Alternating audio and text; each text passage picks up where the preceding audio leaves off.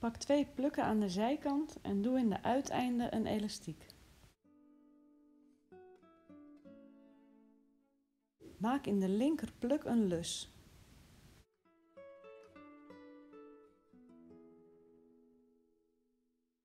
De rechter pluk gaat over de lus, maar de punt gaat onder de linker pluk door.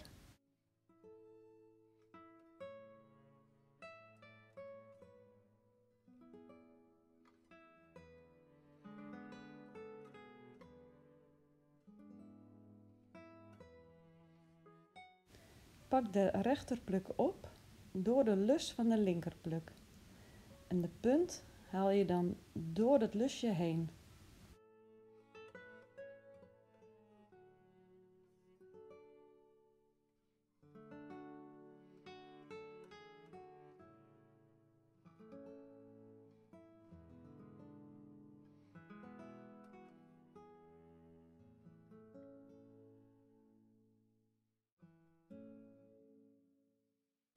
Elastiekjes eruit en ik zet hem vast met schuifspeldjes.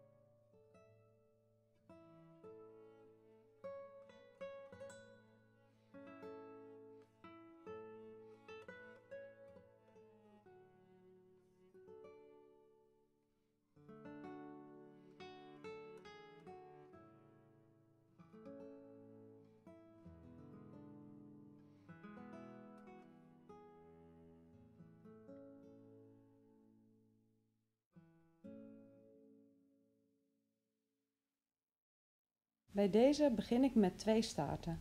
Maak aan de linkerkant een lus. Pak de rechterpluk op en haal hem alvast door de lus.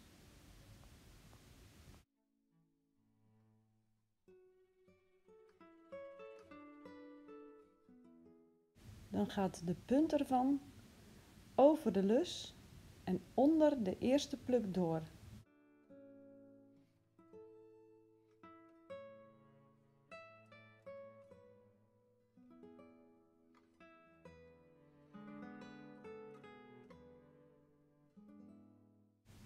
En ook bij deze haal ik de punt weer door het lusje heen.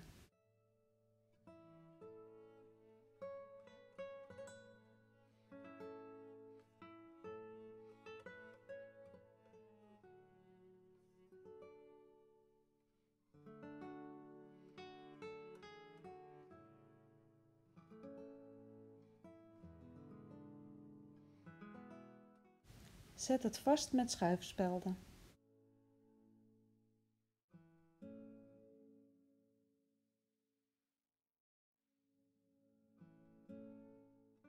Haal de elastiekjes eruit.